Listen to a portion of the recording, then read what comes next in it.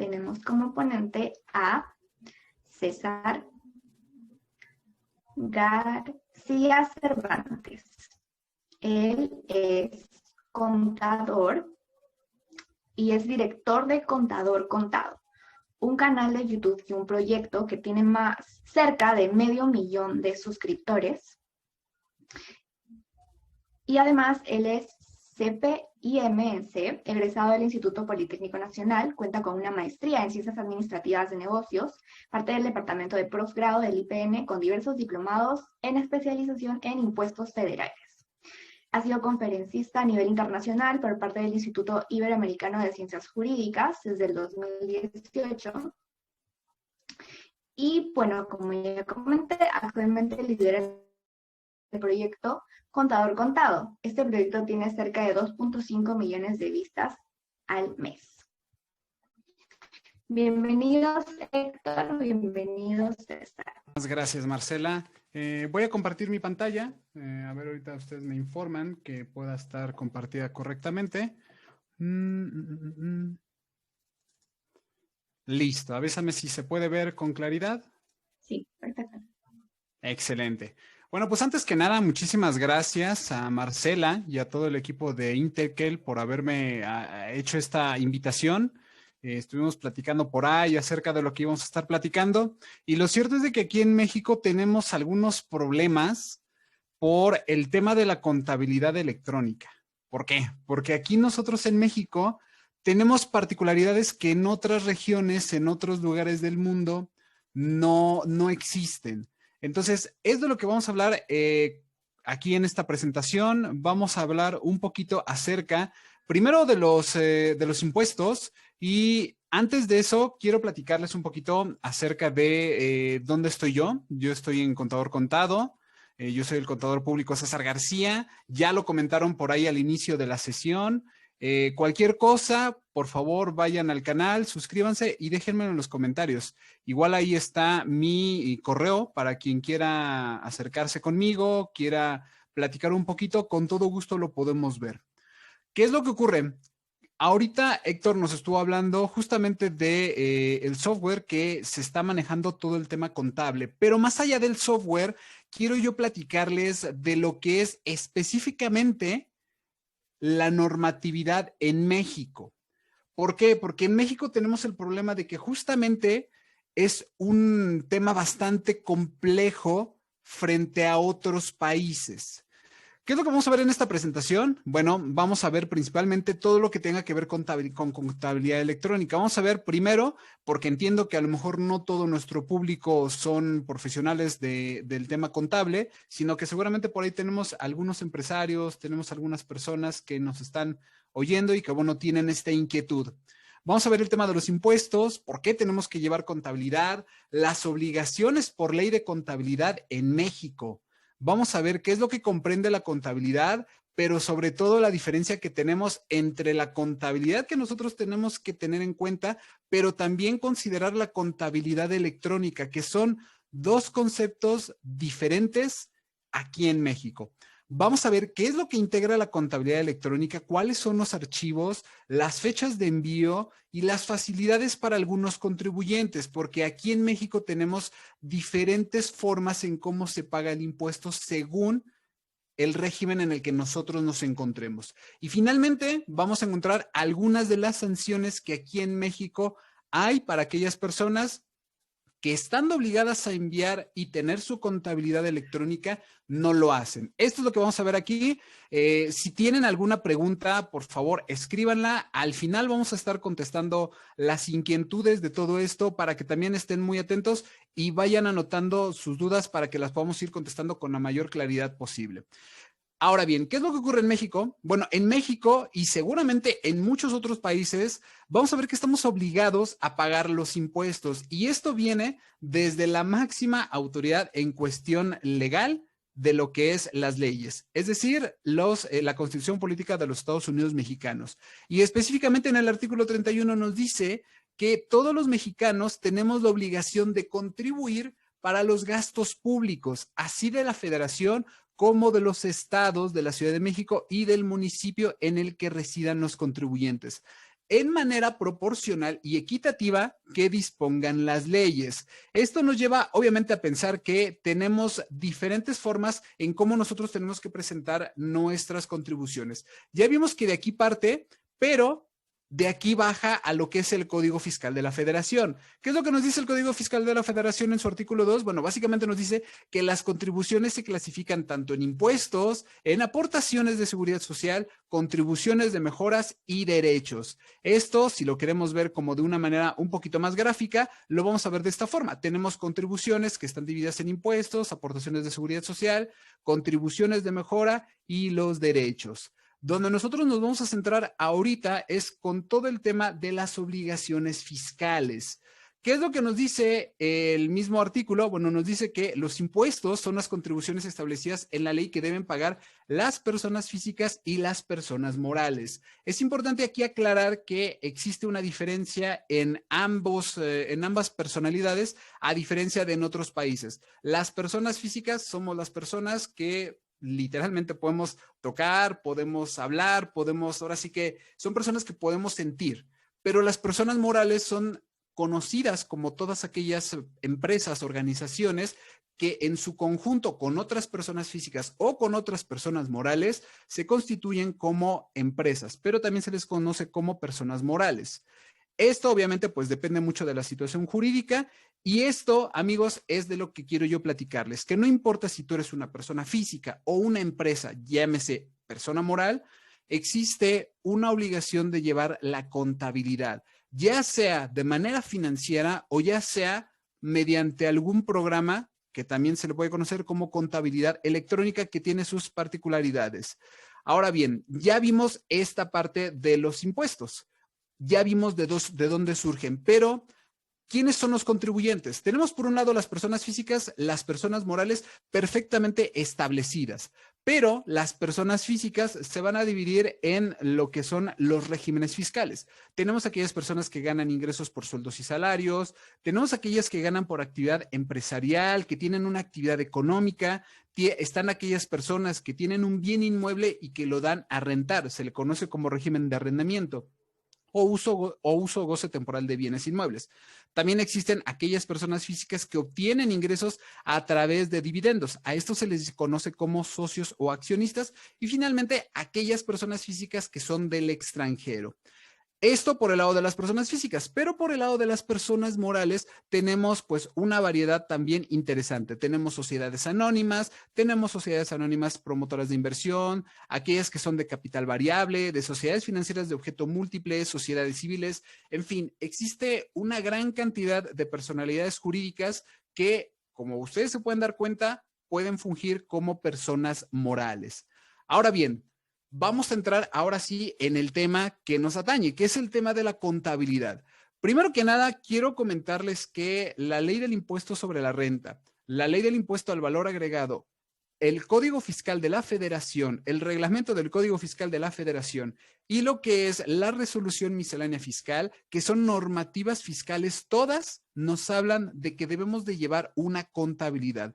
Voy a abordar primero el tema de las personas físicas, ya que generalmente son las que muchas veces tienen como esta incertidumbre de decir, bueno, a ver, yo tengo un negocio, pero de ese negocio, ¿debo de llevar mi contabilidad? Tengo que llevar los registros, tengo que llevar todo el control de los ingresos y de los gastos. Vamos a ver esto.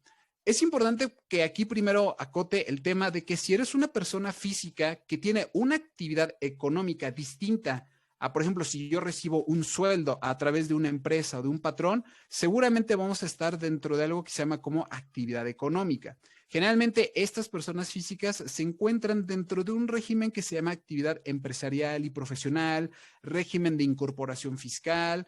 En este año que está muy de moda el régimen de plataformas digitales, el régimen de arrendamiento, todo esto que lo conforman las personas físicas y que ganan ingresos de diferente forma que lo hiciera si, por ejemplo, voy a trabajar a una empresa.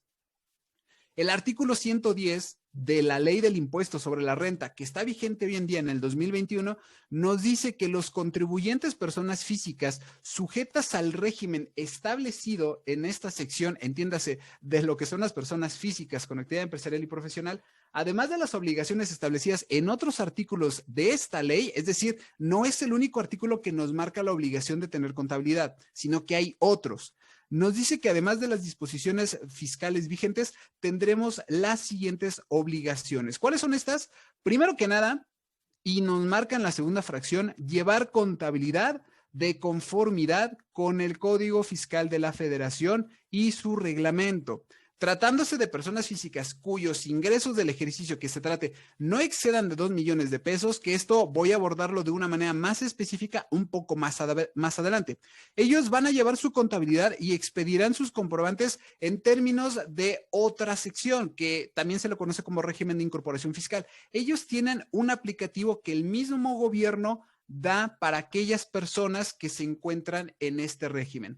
Para no entrar en muchos detalles, quiero comentarles que el régimen de incorporación fiscal es un régimen que se creó hace ya varios años con la intención de que los contribuyentes vayan comenzando con su vida, pues ahora sí que con el fisco federal, que vayan incluyéndose en la economía formal, que dejen la informalidad y pasen a esta etapa donde puedan emitir facturas, etcétera, etcétera. Entonces, a estos contribuyentes, el mismo gobierno les tiene una sección pues bastante específica que, insisto, voy a estar abordando un poquito más adelante. Fíjense cómo no nos salimos todavía del artículo 110 de la Ley del Impuesto sobre la Renta. Dentro de estas mismas obligaciones que nos marca este artículo, nos dice que tenemos que registrar en los medios o sistemas electrónicos todas nuestras transacciones y además debemos entregar a nuestros clientes los comprobantes fiscales digitales por Internet, los famosos FDIs, pero que en otras regiones, en otros países, se les conoce como facturas o en otros países también como los famosos invoice. Estos son todavía obligaciones que nos marca la ley del impuesto sobre la renta, pero no son todos, porque también nos dice que debemos de conservar la contabilidad y los comprobantes de los asientos respectivos. Para tampoco entrar mucho en detalle en tecnicismos, los asientos son los registros económicos que cada empresa, que cada entidad económica tiene que llevar para poder llevar un control de cada uno de sus movimientos contables, así como aquellos necesarios para acreditar que se ha cumplido con las obligaciones fiscales de conformidad con el Código Fiscal de la Federación. Finalmente, también nos dice que los contribuyentes que llevan a cabo actividades empresariales deberán formular un estado de posición financiera y levantar inventario de existencias al 31 de diciembre de cada año, de acuerdo a las disposiciones reglamentarias respectivamente. Entonces, estamos viendo que las personas físicas que tienen un negocio y que están bajo este régimen de actividad empresarial o profesional, forzosamente tienen que llevar un registro de sus actividades, tienen que llevar la contabilidad. Pero esto a lo mejor pudiera parecer un poco confuso. Como bien lo comenté, tenemos personas físicas por un lado, pero también tenemos personas morales. Bueno, también la ley nos dice que para las personas morales debemos de tener contabilidad. Porque muchas veces está, bueno, a ver, entonces, ¿debo o no llevar contabilidad? Tengo yo mi propio negocio, pero además también soy socio accionista de una empresa. A ver, aquí la respuesta es muy clara. Si tú tienes una empresa o si tú llevas actividades económicas, la respuesta es sencilla. Todos los negocios deben de llevar contabilidad, ya sea financiera o ya sea electrónica. Y ahorita voy a entrar en detalle con esto para que pongas mucha atención. Fíjate muy bien, el artículo 76, igual de la Ley del Impuesto sobre la Renta, vigente al 2021, nos dice que los contribuyentes que obtengan ingresos de los señalados en este título, entiéndase las personas morales, además de las obligaciones establecidas en otros artículos de la misma Ley del Impuesto sobre la Renta, van a tener las siguientes. Y así, de entrada, y luego nos dice que debe de ser la de llevar contabilidad de conformidad, otra vez, con el Código Fiscal de la Federación y su reglamento. Esto del lado de la Ley del Impuesto sobre la Renta. Pero si volteamos a ver la ley del impuesto al valor agregado, vamos a ver que esta ley también nos habla en su artículo 32 que todos los obligados al pago de este impuesto, entiéndase al pago del IVA, y las personas que realicen actos o actividades que se refiere en el artículo 2A, que también es un tipo de actividad, tienen además de las obligaciones señaladas en otros artículos de la misma ley del impuesto al valor agregado, las siguientes. Y nuevamente, en la primera fracción habla que debe de ser llevar contabilidad de conformidad con el Código Fiscal de la Federación y su reglamento. Entonces, como ya vimos que dos leyes que se están normando de diferentes impuestos mandan a un solo Código Fiscal de la Federación, bueno, pues tenemos que revisar qué es lo que dice este Código Fiscal de la Federación. En el artículo 28 del Código Fiscal de la Federación, este que hemos estado repitiendo una y otra vez, pero que es muy importante que lo tengas en la cabeza, porque de aquí parte todo lo que nosotros necesitamos saber para poder llevar la contabilidad. El artículo 28 nos dice que las personas que de acuerdo con las disposiciones fiscales estén obligadas a llevar contabilidad estarán a lo siguiente. Y nos marca una serie de artículos, una serie de secciones de lo que integra la contabilidad. Primero la fracción 1 nos dice, para efectos fiscales, ojo aquí, para efectos fiscales, la contabilidad se integra por libros, sistemas y registros contables, papeles de trabajo, estados de cuenta, cuentas especiales, libros y registros. En fin, tenemos toda una serie de secciones, una serie pues ahora sí, de elementos que conforman la contabilidad. Y esto no es todo, porque además también nos dice que en el reglamento de este código se establecerá la documentación e información con la que se deberá dar cumplimiento a esta fracción y los elementos adicionales que integran la contabilidad. Entonces, hablando específicamente de esto, quiero antes de pasar a lo que es el reglamento, comentarles que también los registros o asientos que integran la contabilidad se llevarán en medios electrónicos. Y es importante que esto te lo lleves a la cabeza porque de aquí parte todo lo que es la obligación de llevar la contabilidad. Todo esto que dice medios electrónicos, conforme a lo que establezca el reglamento de este código y las disposiciones de carácter general. Las disposiciones de carácter general no son otra cosa que las reglas del juego. ¿Y cuáles son las reglas del juego? Las que están en un documento que se llama Resolución Miscelánea Fiscal, que ahorita vamos a abordar los puntos específicos de la contabilidad. Fíjate muy bien. La documentación comprobatoria de dichos registros o asientos deberá estar disponible siempre en el domicilio fiscal del contribuyente. Y lo pongo en rojo porque ha habido muchas personas, muchas inquietudes de personas específicamente que me preguntan, bueno, si yo tengo 2 sucursales, si yo tengo 3 sucursales, si tengo varias sucursales, ¿dónde debe estar mi contabilidad? La contabilidad debe de estar en el domicilio fiscal del contribuyente. Si tienes varias sucursales, yo siempre te recomiendo que la contabilidad de esa sucursal en específico también la tengas ahí, pero que adicional la tengas en tu domicilio fiscal. Ahora bien, entrando a lo que es el reglamento al Código Fiscal de la Federación, fíjate muy bien, en el artículo 33 nos dice que para los efectos del artículo 28, ese que acabamos de ver ahorita, que está lleno de muchos elementos, nos dice que para la fracción 1 y 2 del código se estará lo siguiente y nos marca los documentos e información que integran la contabilidad. Y para no espantarte mucho, quiero mostrarte cuáles son todos estos elementos. Los registros o asientos contables, los auxiliares, incluyendo, fíjate muy bien, el catálogo de cuentas que se utiliza para tal efecto, así como las pólizas de dichos registros y asientos, los avisos o solicitudes de inscripción al RFC. Cuando tú te vas a dar de alta al Registro Federal de Contribuyentes, te dan un documento. Bueno, ese documento que te dan forma parte de tu contabilidad, así como los documentos soportes, las declaraciones que se le hacen al fisco. Entiéndase declaraciones anuales, declaraciones informativas, los pagos provisionales, los mensuales, los bimestrales, según en el régimen en el que nosotros estemos. Los estados de cuenta bancario, las conciliaciones, los depósitos, los retiros, toda esta documentación que nosotros reunimos a través del banco también forma parte de nuestra contabilidad. Las acciones, las partes sociales, los títulos de crédito, en fin, así tenemos un montón de secciones y 25 fracciones más. Entonces, fíjate muy bien cómo es mucha la información que nos está solicitando simplemente del lado fiscal. Ya no digamos del lado financiero. Del lado financiero específicamente para México y seguramente para muchas otras partes del mundo, tenemos que hacer caso a las normas de información financiera y otras disposiciones. Ahorita voy a hablar un poquito más de eso para que no te vayas perdiendo en esta parte. Ahora, tenemos que hablar forzosamente de lo que son las reglas de carácter general y específicamente voy a hablar de la regla 2816. Y esta regla, si tú eres de México, por favor, apúntala, tenla a la mano, grábatela, porque de aquí es de donde parte cuál es la documentación que además de la contabilidad financiera, tenemos que considerar como contabilidad electrónica.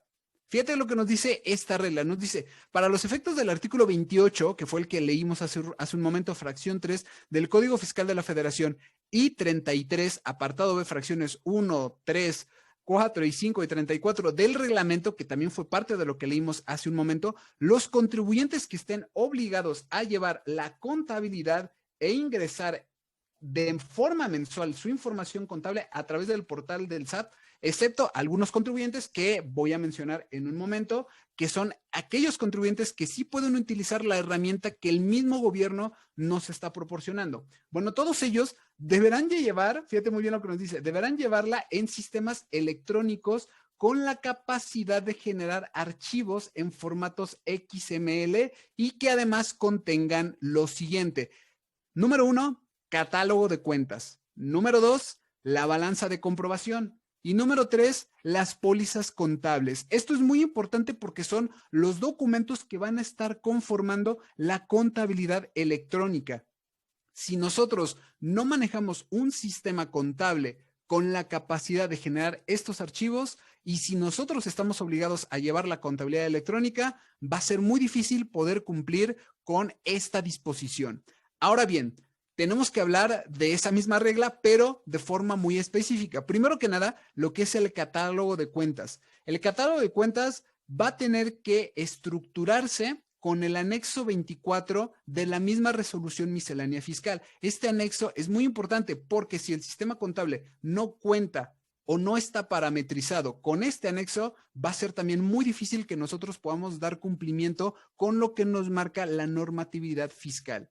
¿Qué es lo que nos dice? Bueno, ya esto ya está publicado en el portal del SAT. Ahora los mismos proveedores o los mismos dueños de lo que son los programas contables tienen que hacer uso de este anexo para poder parametrizar cada uno de sus sistemas.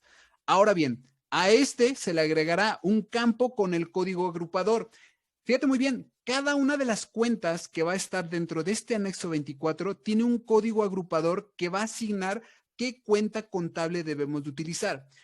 Ojo aquí, porque hay algunos sistemas contables que a nosotros nos permiten tener nuestro propio catálogo de cuentas, pero este catálogo de cuentas al final del día se va a tener que relacionar con el que nos está dando el servicio de administración tributaria, específicamente del anexo 24.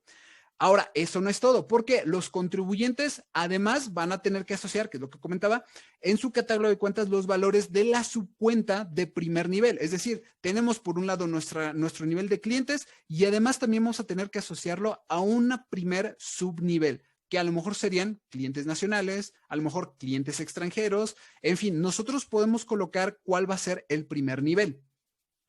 Asociado con estos efectos, el código que sea más apropiado de acuerdo con la naturaleza y preponderancia de la cuenta o subcuenta del catálogo del contribuyente. Entonces, a ver, ya tenemos nuestros 3 archivos que conforman la contabilidad electrónica. Uno de ellos es el catálogo de cuentas que debe de seguir a grandes rasgos estas características. Luego tenemos lo que es la balanza de comprobación, que es este segundo archivo, que incluye y que debe de incluir, primero que nada, los saldos iniciales, los movimientos del periodo, los saldos finales y de todas y cada una de las cuentas del activo, del pasivo, del capital, del resultado. Vamos, todas las cuentas que nosotros tenemos en contabilidad. ¿Por qué? Porque le vamos a enviar a nuestra autoridad fiscal pues toda la información relativa con nuestra contabilidad. Y no hay un documento que nos ayude más que otros a saber cuáles son los saldos de estas cuentas que la balanza de comprobación. Sí, tenemos el balance general, el estado de posición financiera, tenemos el estado de resultados, pero esos ya son reportes un poco más grandes de cómo está conformada nuestra contabilidad. El balance general nos muestra lo que es una fotografía del estado de nuestro negocio, de nuestra actividad. El estado de resultados nos muestra si tuvimos pérdidas o ganancias, pero lo que es la balanza de comprobación nos da los saldos de cada una de las cuentas que conforman estos estados. ¿Por qué? Porque en el balance general solamente vemos el resultado final del estado de resultados y en el estado de resultados únicamente vemos las cuentas relativas a las pérdidas y ganancias, como pueden ser los ingresos, los costos, los gastos, etcétera, etcétera. Por eso es que este documento, a mí en lo personal, me es muy, pero muy útil. Entonces, véanse, la balanza de comprobación deberá reflejar los saldos de las cuentas que permitan identificar, y lo voy a poner aquí también en rojo, que permitan identificar los impuestos por cobrar y por pagar. Al final del día, lo que la autoridad quiere es saber si le debemos impuestos o no le debemos impuestos. Y si le debemos impuestos, ¿por qué no los hemos pagado o por qué están reflejados en contabilidad? Pero esto ya entra en saber si nosotros mes a mes estamos pagando los impuestos de manera bimestral o si hay por ahí algún tema que no nos permita a nosotros pagar los impuestos. Así como los impuestos trasladados, efectivamente. El impuesto trasladado que más ejemplifica esto es el impuesto al valor agregado, porque es el impuesto que generalmente se está trasladando entre los contribuyentes y debemos demostrar si están cobrados y los impuestos también acreditables efectivamente pagados. Fíjate muy bien, las cuentas de ingresos deberán distinguir las distintas tasas, cuotas y las actividades por las que no se debe de pagar el impuesto conforme a lo establecido en el artículo 33, apartado B del reglamento del Código Fiscal de la Federación. Es importante nada más aquí mencionar que en México se manejan todavía distintas tasas. En la región fronteriza norte y en la región fronteriza sur se está manejando lo que es un estímulo en cuestión de tasa. ¿Por qué? Porque tenemos el 16% que es de manera generalizada en toda la República Mexicana, pero con este estímulo disminuye a 8%. ¿Por qué? Porque es un estímulo del 50%. Y también tenemos tasas en cuestión de IVA del 0% e incluso aquellas actividades que no pagan IVA. A estas se les conoce como tasas exentas. Entonces, nuestra contabilidad debe de ser lo suficientemente fácil de entender para que nosotros podamos identificar en esta balanza cuáles son aquellos impuestos que tienen diferentes tasas. Ahora bien, ya conocimos esta parte de la balanza de comprobación, entonces tenemos que ver lo que son las pólizas y los auxiliares, que no son otra cosa que los registros a detalle de cada uno de los movimientos que nosotros hacemos. ¿Qué es lo que nos dice? Y todavía fíjate muy bien que no me estoy saliendo de la regla 2816. Nos dice, las pólizas y los auxiliares de cuenta de nivel mayor o subcuenta de primer nivel que incluyan el nivel de detalle con el que los contribuyentes realicen sus registros contables. En cada póliza se debe de distinguir los folios fiscales. Aquí nada más para poder contextualizar esta parte de los folios fiscales, cada uno de los FDIs que se emiten en México contienen lo que son algunos, llamémosle elementos de seguridad, como lo que es la cadena que tienen los FDIs, el sello digital y también tenemos el folio fiscal de cada uno de estos FDIs o de cada una de estas facturas.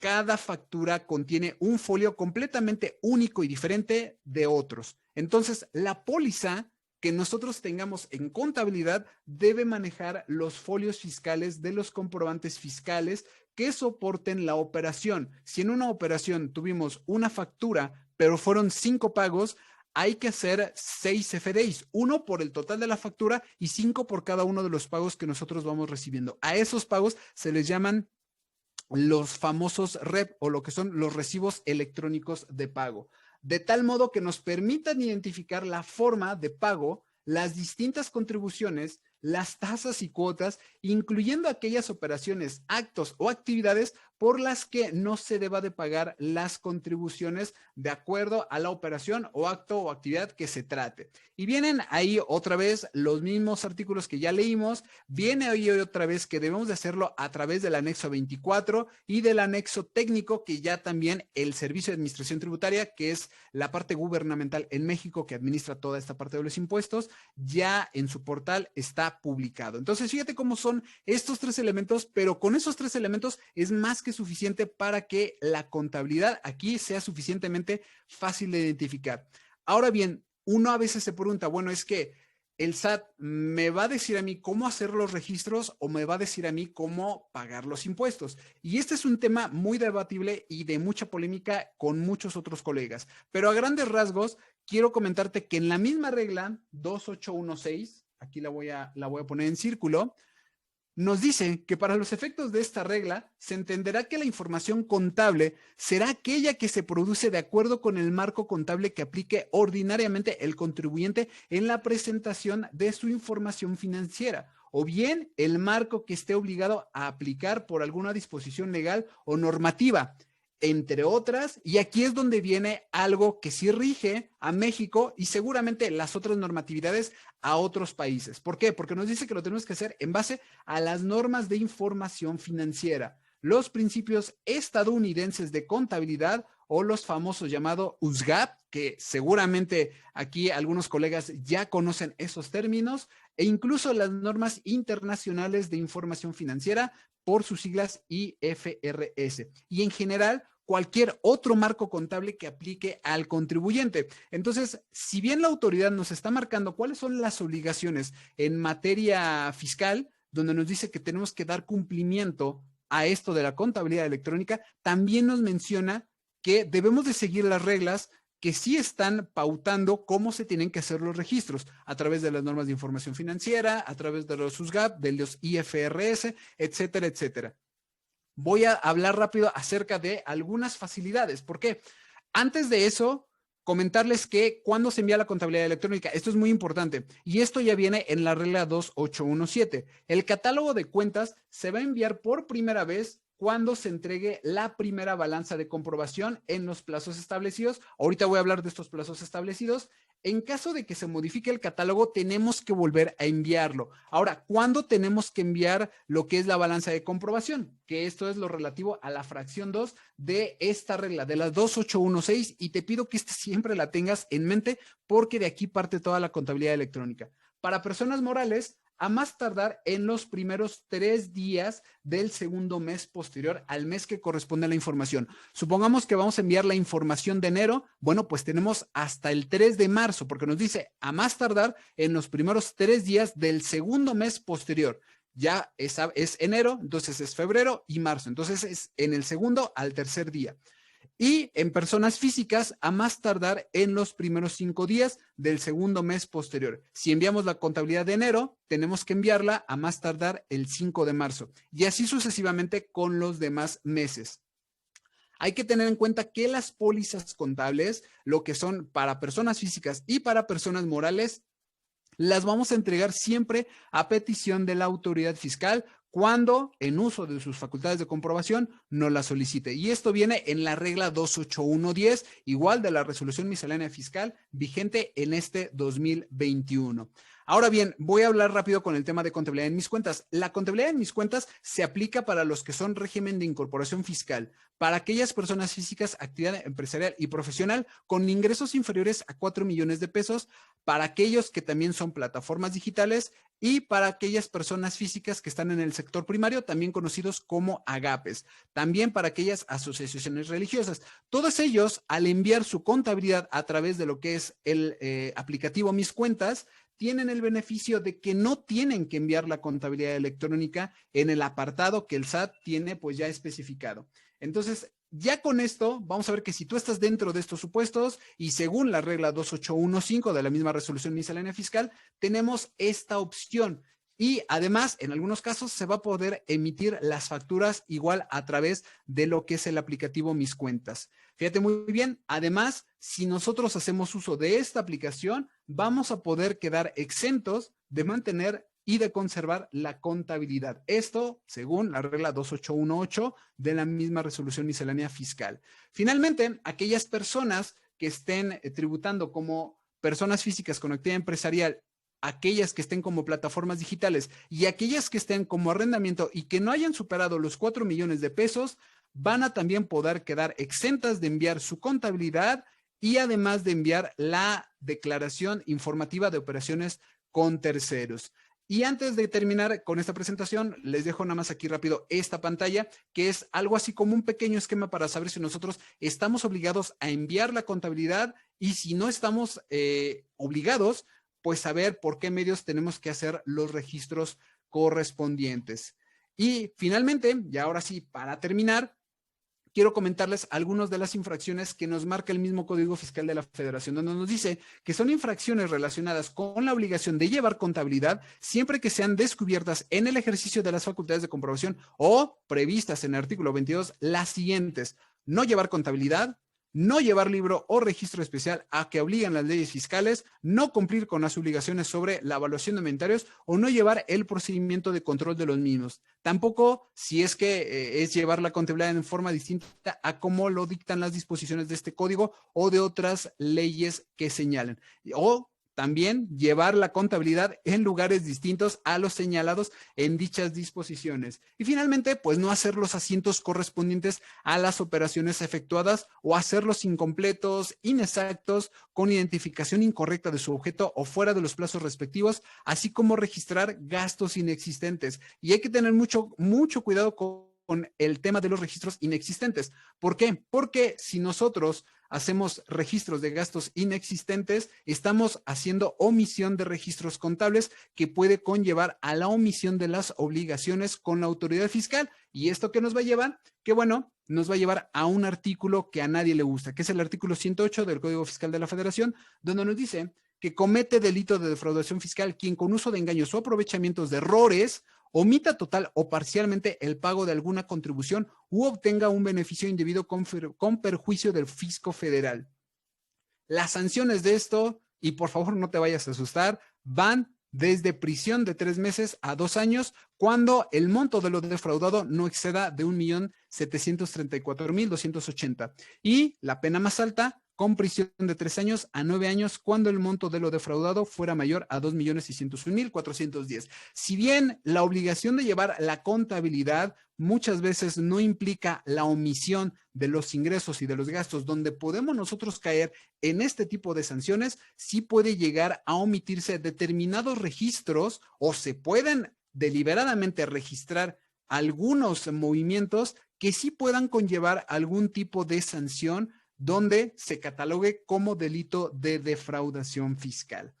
Esto es a grosso modo lo que es la contabilidad electrónica. Entiendo que en 30 minutos es muy complicado poder abarcar todo lo que conlleva. Esto requiere sin duda una sesión de por lo menos de 2 a 3 horas para poder abarcar como las generalidades. ¿Por qué? Porque ya en la práctica ya entramos en un tema de a ver qué es lo correcto, qué no es lo correcto, cuándo la tenemos que enviar, en qué días la tenemos que enviar, etcétera, etcétera.